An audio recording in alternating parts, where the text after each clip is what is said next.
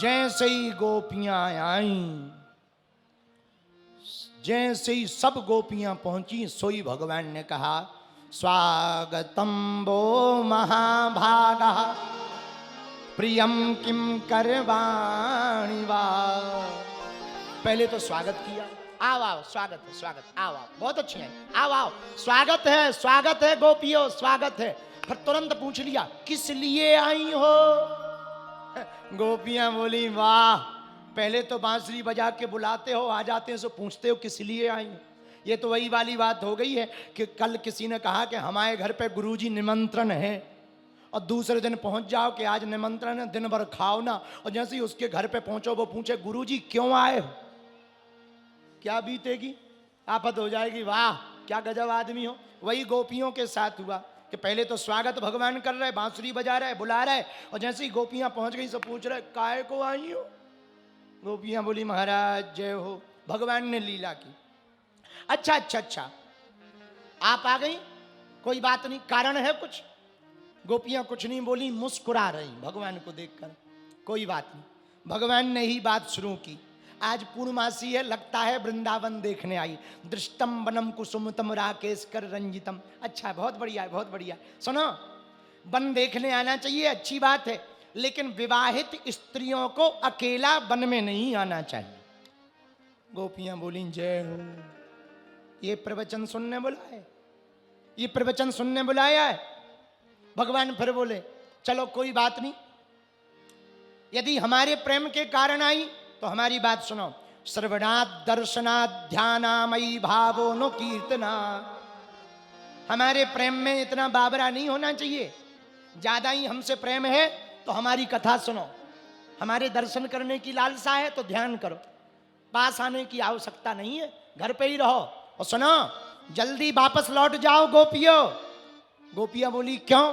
भगवान बोले तुम्हारे पति खोज रहे होंगे, बच्चे रो रहे होंगे, गैया रभा रही होगी। भगवान ने सोचा जरा चेक कर ले इनका घर में अभी भी मन लगा कि नहीं, या पूरी हमारी हो गई।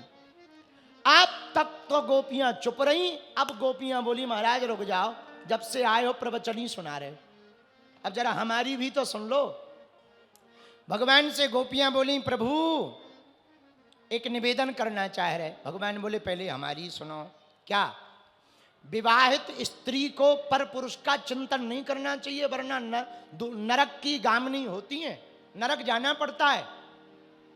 गोपियां बोली महाराज एक कथा सुनाना चाह रहे, सुनाओ। गोपियां बोली महाराज एक ब्राह्मण था, एक ब्राह्मणी। ध्यान से सुनना, गोपियां कथा सुना रही भगवान को। एक ब्राह्मण था, एक ब्राह्मणी।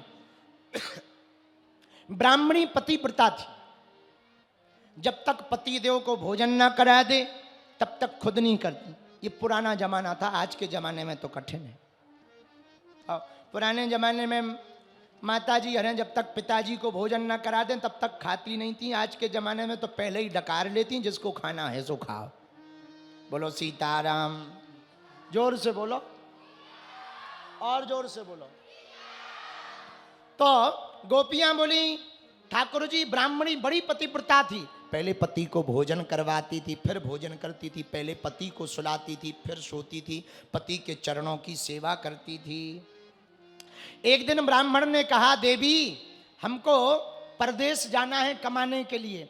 ब्राह्मणी रोते हुए हाथ जोड़कर बोली महाराज आप चले तो जाओ, पर एक दिक्कत है। क्या। आप जाओगे हमारा पतिव्रत धर्म नष्ट हो जाएगा, पता नहीं आप कब भोजन करोगे, हम आपको बिना खवाए रह नहीं सकते, आपको बिना देखे नहीं रह सकते, आपको बिना सुलाए सो नहीं सकते। आप परदेश चले जाओगे हमारा पतिव्रत धर्म नष्ट हो जाएगा। गोपियां बोली कन्हैया से ध्यान से सुनना। हाँ हाँ सुन रहे, सुनाओ।